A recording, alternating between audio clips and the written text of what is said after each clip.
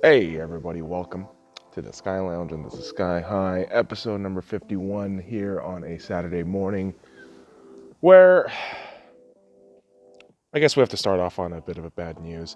Edmonton Oilers forward Colby Cave died at the age of 25 this morning because of a medically induced coma, which was brought forth by brain bleeding earlier this week. Dude, listen, man.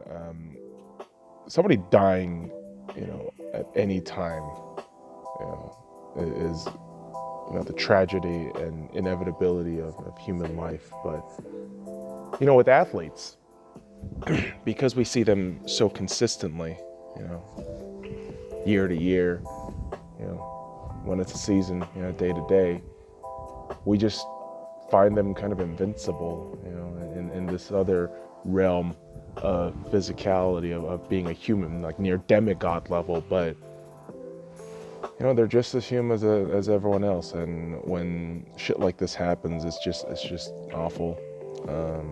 You see the entire hockey world mourning over it right now, and I'm not gonna front with you people ever. I don't particularly recall Colby Cave as a player, but seeing the impact he has on the hockey world right now, I have to say he will be hugely missed. And again, a 25-year-old dude playing hockey, having your dream job, and to lose all that, it's a shame. It's a real shame, man. And so, yeah, thoughts are with his family, friends, teammates. Hopefully they can, I guess, use this as motivation for living life moving forward. And that's all you can really do with death. And yeah, this is kind of the weird time in the world where death is staring you right in the face, and you have to look right back at it, because we don't have, escapism tools to put our mind and emotions away in sports ball. Because really, boys and girls, what would have been the first week of the Stanley Cup playoffs is now just another tally mark in the quarantine life. And NBC right now are playing. They're playing, cup clinchers, old Stanley Cup cup clinchers, and it's the Detroit Red Wings and Pittsburgh Penguins 2008 series they're showing right now. Pretty fun. Just a few minutes into it, but yeah, like having no sports ball isn't fun. It's not. But what's worse is when it's completely taken away from you, or in the XFL scenario, when they flat out reveal to you they will never return. So the XFL is gone. Due to the coronavirus, sure. I think there were, I would say, multiple reasons as to why this rendition of the XFL went down the toilet. And unfortunately, people are just going to assume that the coronavirus, shut this league down. But I think the reality, too, has to be looked at. I don't think the XFL was making all that much money. Somebody has to look this up for me and look up revenue, overhead costs of how the business was done. But just based on the optics, man, it always looked like the XFL was losing and hemorrhaging money on a week-to-week basis. And I mean, Jesus Christ, this season alone, it looked like, okay, cool. I mean, there were great concepts, and I loved the transparency of the officiating. I absolutely loved the behind the kind of mic, with all the bench players, even though it was cringy as fuck at sometimes. It's still pretty cool to have that level of, I guess, context. But I think the XFL, as good of things they were doing. I don't think it was built to last over a season. And the coronavirus is an unfortunate, mitigator in destroying this league. But I think the league was possibly looking at I don't know, a downfall maybe in the near future. But who the hell knows? Who the hell knows? We don't know the future. We don't. We can guess at it, we can speculate at it, but we don't know the future. What we do know is Drew Brees reportedly is interested in broadcasting after his playing career, which is crazy because reports comes out, same report, that Drew Brees is going to be groomed into a broadcasting position in NBC to eventually replace Chris Collinsworth. And wow, if that happens, I mean, Al Michaels and Drew Brees, in a broadcasting booth together would actually be outstanding. I think having Drew Brees' mind, and dude is very eloquent. Like, he can really talk himself up, and I think him and Al Michaels would be a blast together. And having Drew Brees' brain on national television would be fantastic. And yeah, thank fuck for that. Thank fuck for that. If NBC got a hold of Tony Romo, I'd fucking shoot myself. Jesus Christ, it's already pretty with Chris Collinsworth. I mean, listen, Chris Collinsworth isn't terrible, okay? You put him next to like Joe Buck, yeah, Chris Collinsworth is pretty great. But, oh God, I can't stand Tony Romo. I just can't. What does he do? He played for the Dallas Cowboys. Okay, but you clearly have such mediocre talent as a broadcaster. But sure, okay, all right, we're just gonna accept the fact that he's a Dallas Cowboy and he could just do whatever the fuck he wants. Great. Great. Why do you sound so gravelly and salty? Well, kids, smoking for one, and the last few days I've just been playing Final Fantasy VII the remake, and only logged about 14 hours thus far, and I gotta say, this game is fantastic. It's just been taking up a whole bunch of my time, and you just kind of ignore the outside world, which is great. Listen, I mean, at this time when you're told don't go outside, and you go outside, you're an asshole. I had a dream that I went outside yesterday, but I woke up in a cold sweat. I was grateful that I was home. Like, oh, thank God, I didn't leave. I didn't go outside. Because having that paranoid caution at times pays off, right? Especially when global pandemic is around. And, just about a month ago, and I can't believe it's already been a month since Sports Ball died, March 12th, 2020. Rudy Gobert. Remember him? Remember Rudy Gobert? Patting down all the fucking mics when there was an actual huge worry about the coronavirus, early on within the States. And literally just a few hours later, it's confirmed that Rudy Gobert does have the coronavirus, and they pretty much postpone all NBA games on the evening and on the day. And you got to look at Rudy Gobert and think, dude, you're fucked. You're done. And I've said that, back in March when Rudy Gobert did this shit. I was like, he's done. There's no fucking way he's playing for the Utah Jazz. There's no fucking way. And, obviously, Adrian Wojnarowski, NBA writers, what are they going to do right now? They don't have basketball to talk about, so they got to talk about Housewife drama shit. Yeah, that's what we're feeding into today, boys and girls.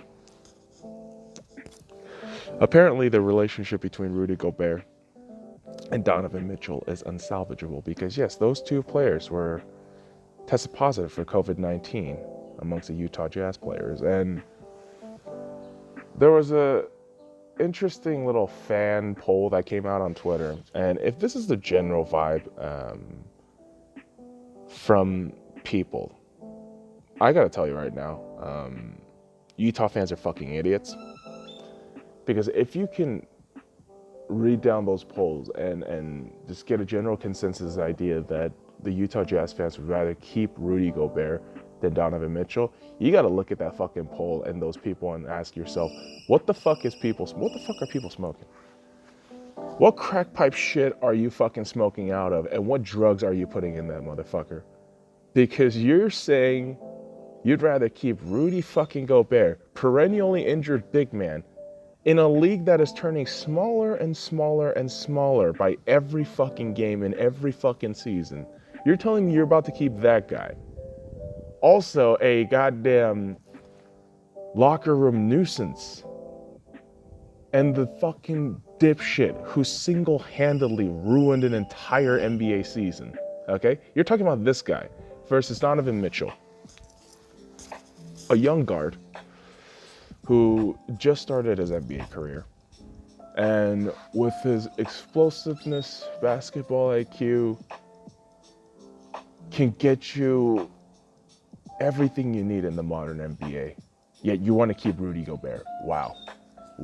It does remind me of the Orlando Magic back in the 90s. 96 to be precise. Where they had a poll in the Orlando Sentinel asking, would you rather pay Shaq or not? And the majority said no, don't pay Shaq, which is the dumbest shit you can think. Like, what? What are you, Orlando fans fucking stupid? Like, I know Florida gets a bad rep, but holy fuck, that's a terrible poll, and that's a terrible answer. Do you pay Shaq? Of course you fucking pay Shaq back in his early 20s. Are you fucking stupid? Have you seen the highlight reels from Shaq back in his early 20s? LSU and Orlando Magic days? Oh my God. If you don't pay Shaq at that point, you're a goddamn moron. And so Orlando is one of the many teams throughout NBA history that undervalued their superstar. And pretty much by the end, we're the lesser for it.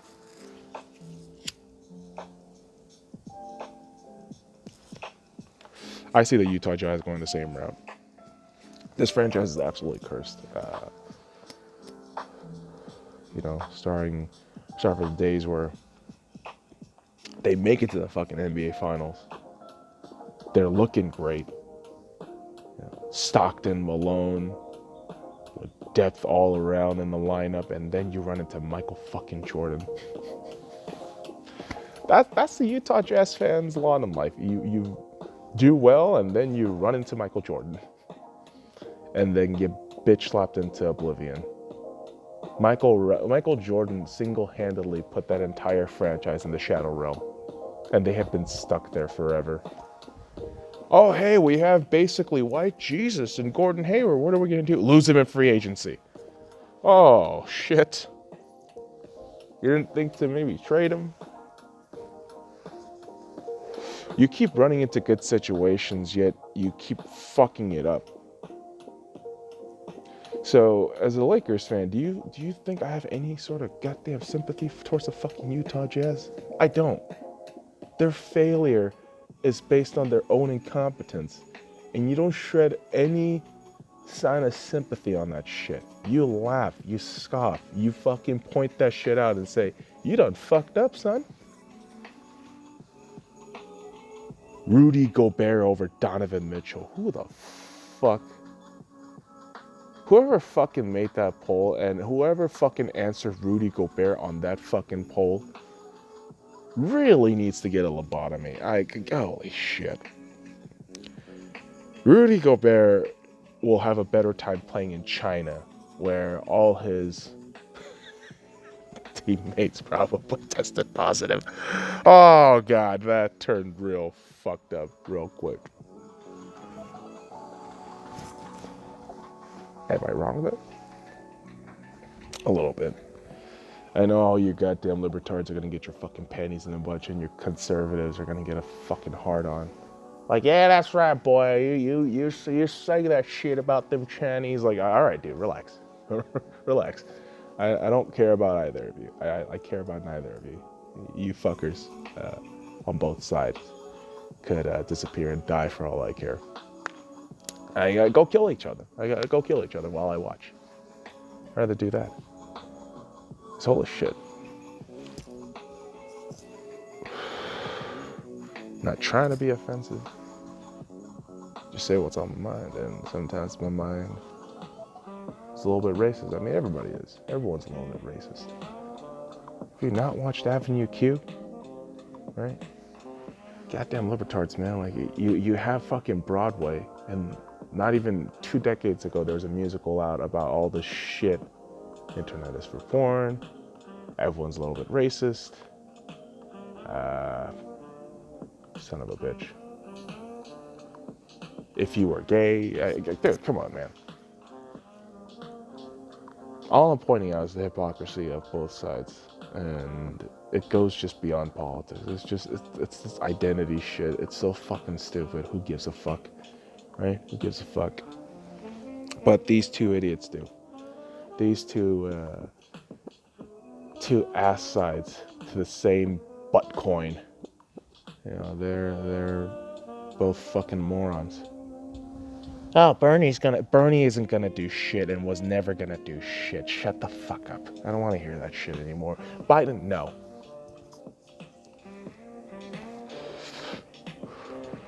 You know when I knew Trump was gonna win?